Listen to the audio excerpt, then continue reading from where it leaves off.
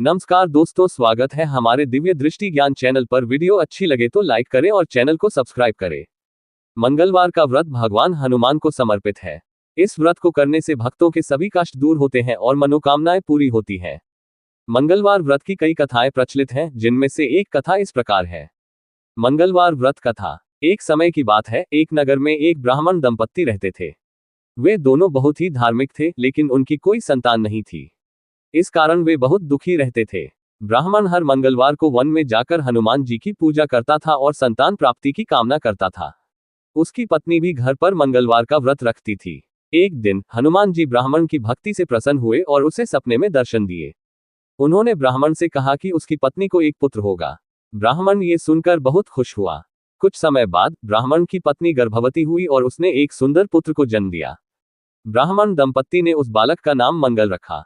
एक दिन ब्राह्मण वन से लौटकर आया तो उसने अपने घर में एक सुंदर बालक को खेलते हुए देखा। उसने अपनी पत्नी से पूछा कि यह बालक कौन है। पत्नी ने बताया कि यह हमारा पुत्र मंगल है, जो हनुमान जी की कृपा से हमें प्राप्त हुआ है। ब्राह्मण ये सुनकर बहुत प्रसन्न हुआ।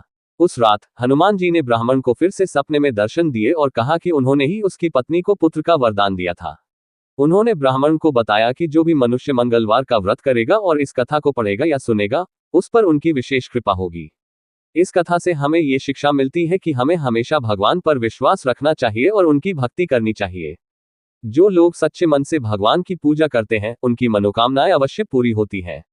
मंगलवार व्रत का महत्व। यह व्रत भगवान हनुमान को प्रसन्न करने और उनकी कृपा प्राप्त करने के लिए किया जाता है। इस व्रत को करने से भक्तों के सभी कष्ट दूर होते हैं और मनोकामनाएं पूरी होती हैं। यह व्रत बल, बुद्धि, विद्या और धन की प्राप्ति के लिए भी किया जाता है। मंगलवार व्रत की विधि। इस दिन सुबह जल्दी उठकर स्नान करें और स्वच्छ वस्त्र धारण करें। घर के मंदिर में या हनुमान मंदिर में जाकर हनुमान जी की पूजा करें।